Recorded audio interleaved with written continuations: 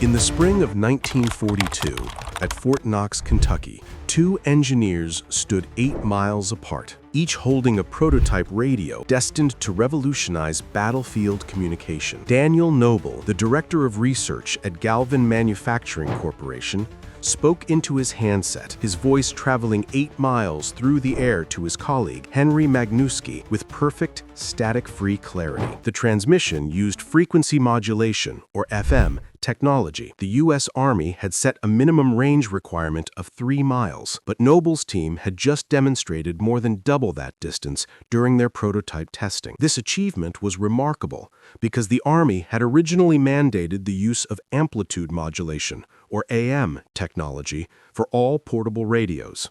Noble had convinced them to take a chance on FM instead, arguing that AM was fundamentally unreliable for the noise and chaos of combat. This gamble was about to provide a decisive advantage that would materially contribute to the Allied victory in World War II. The SCR-300 walkie-talkie they were testing would reliably transmit over 3 miles in operational use and up to 5 miles in optimal conditions. This represented a 3-fold improvement over existing handheld infantry radios, delivering an overwhelming communication superiority to American troops. The path to this moment began in September 1940, when Daniel Earl Noble joined Galvin Manufacturing in Chicago. Born in Connecticut, Noble had already established his reputation by designing the nation's first statewide two-way FM radio system for the Connecticut State Police. He thoroughly understood the power of FM, its superior noise rejection, its clarity, and its reliability in the presence of electrical interference that inevitably crippled AM systems. Noble arrived at a pivotal moment in history, with war raging in Europe and America's involvement seeming unavoidable. President Roosevelt had initiated a military buildup, and the Army was struggling to modernize its equipment and doctrine for a conflict on an unprecedented scale. Among all the military's deficiencies, battlefield communications were perhaps the most critical. Modern mobile warfare demanded coordination across vast distances and between countless units. Infantry squads needed to communicate with company and battalion headquarters. Forward observers needed to quickly and precisely call in artillery fire. Tank commanders needed reliable contact with infantry support. The radios available in 1940 were woefully inadequate for these demands. Earlier portable infantry radios, like the SCR-194 and SCR-195, had been dismal failures. They used temperamental circuits and operated on AM frequencies, meaning every vehicle engine, electrical motor, or thunderstorm generated static and interference that drowned out vital messages. This unreliability made infantry officers cynical, leading many to prefer human runners for messages, despite the risk of them being killed or arriving too late. Galvin Manufacturing had already found success with the SCR-356, nicknamed the handy-talkie, a compact, truly handheld radio. While the SCR-356 was an innovation for its time, it suffered from one crippling limitation. Its maximum effective range was only about 1 mile in good conditions. This was fine for communications within a platoon, but completely useless for the longer distances required to connect companies with battalion headquarters, or for forward observers to direct artillery fire from miles away. The 1-mile range left a gaping hole in the military's ability to command and control forces across the distances needed for modern mobile warfare. Shortly after Noble joined the company, he and Don Mitchell, Galvin's chief engineer, presented the handy-talkie to the Army Signal Corps. The officers were impressed, but made it clear they needed substantially greater range, a portable radio that could bridge the gap between company and battalion, reaching up to 5 or even 10 miles, all while functioning in the electromagnetically noisy environment of modern mechanized warfare. In response to this requirement, the Signal Corps contracted for a new portable AM transmitter receiver. This decision to specify AM technology was understandable. AM was established, trusted, and familiar. The entire military communications infrastructure, from operators to maintenance, was built around it, making AM the safe and conservative choice. When Noble learned of this decision, his response was immediate, forceful, and risky. He told Major O'Connell that contracting for an AM portable radio was a grave mistake, and insisted that development should focus on an FM unit. This was an extraordinarily bold stance, contradicting the military establishment's preferred technology and advocating for a solution that was more complex and potentially more expensive. Many engineers considered FM exotic and impractical for portable military applications. FM circuitry was more complex, requiring more sophisticated components and precise tuning, which raised concerns about field reliability and maintenance. However, Noble understood something his contemporaries did not fully grasp. FM offered fundamental advantages that would outweigh its complexity in a combat zone.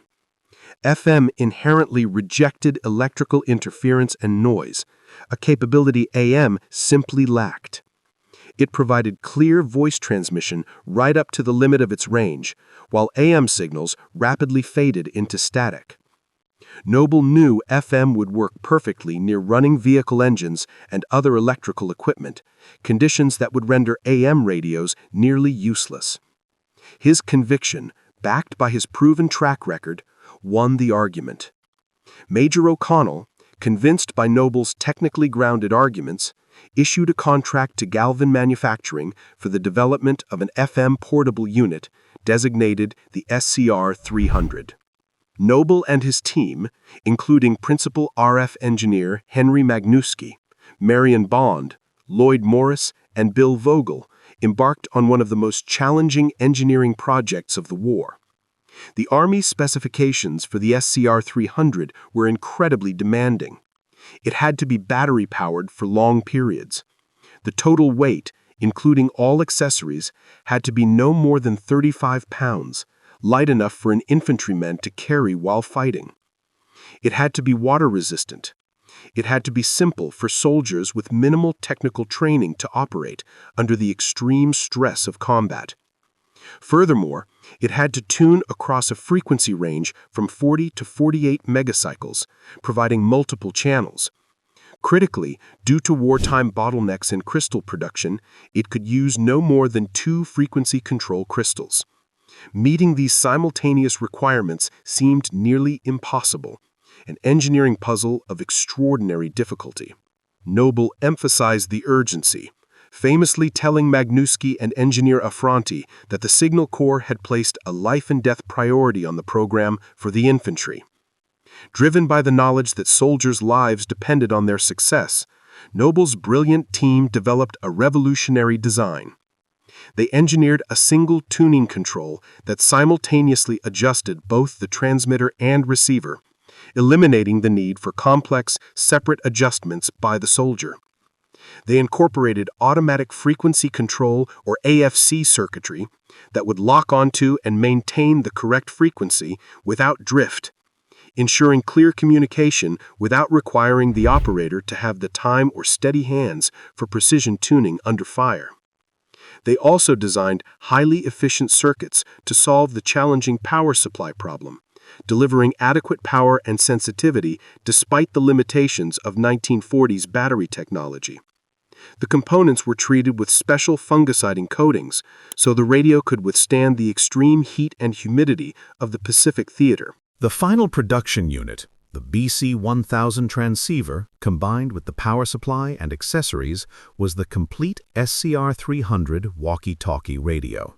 The final weight, with the larger battery, was slightly over the 35-pound specification, but the Army accepted the additional weight as a necessary trade-off for the radio's exceptional performance and reliability. For the final acceptance tests, the SCR-300 returned to Fort Knox. The trials were comprehensive and rigorous, designed to verify the radio's performance, ruggedness, and usability by typical soldiers. The skeptical infantry board, which had rejected numerous pieces of equipment over the years, was invited as an observer. The results exceeded all expectations. The SCR-300 demonstrated reliable communication over distances of 8 miles or more, far surpassing the 3-mile requirement. It worked in conditions that would have made AM radios useless, proving robust and simple enough for soldiers in combat. The Infantry Board's approval was granted, and the Signal Corps placed orders for full-scale production. Galvan Manufacturing, which would later become Motorola in 1947, went on to produce nearly 50,000 SCR-300 radios during the war. The first combat use of the SCR-300 occurred during the New Georgia Campaign in the Pacific Theater in August 1943. In the thick vegetation, rugged terrain, and lack of line-of-sight communication inherent in jungle fighting, the radio proved invaluable. Its superior range and noise rejection allowed commanders to maintain reliable contact over several miles, a capability Marine commanders had never before possessed in the Pacific, giving them a new level of tactical coordination and control. In June 1944, thousands of SCR-300 radios, carefully packed and waterproofed, were among the mountains of equipment loaded onto landing craft for Operation Overlord, the D-Day invasion of Normandy. The Allied planners had absorbed the critical lessons about reliable battlefield communications from earlier fighting in Italy and the Pacific. In the chaos of the Normandy landings, the SCR-300 proved essential. Company commanders could communicate with battalion headquarters established just inland from the beach. Artillery forward observers accompanying the assault waves could accurately direct naval gunfire against German strongpoints. As units pushed inland through the hedgerow country, a technical feature of the SCR-300 became critically important: its relay or retransmission capability. 2 SCR-300 units could be set up to automatically relay transmissions between them, effectively extending the communication range far beyond what a single radio could achieve. The radio was not just equipment, it was an essential combat multiplier that directly contributed to battlefield success during the breakout from the Normandy beachhead and the rapid advance across France. This level of constant communication proved vital for coordination between tanks and infantry, for armored spearheads maintaining contact with following units, and for flank guards reporting enemy movements. All of this depended on radios that worked reliably while vehicles were moving and engines were running. The ultimate test of the SCR-300's effectiveness came during the brutal Battle of the Bulge in December 1944, a battle characterized by surprise, severe weather, and deep German armored penetrations. The radio became a lifeline for isolated units in the frozen forests of the Ardennes, enabling the coordination of a coherent defense and a successful counterattack.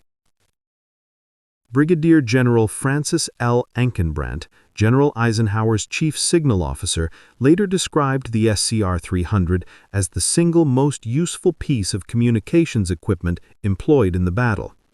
In the extreme chaos and confusion of the Bulge, the ability to maintain clear, reliable communications across several miles was absolutely critical to mounting an effective defense.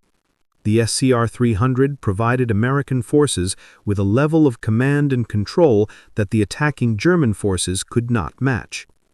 German radio systems still relied predominantly on AM technology, which was plagued by static and limited range. German infantry radios generally were heavier and lacked the superior noise rejection qualities of the American FM set.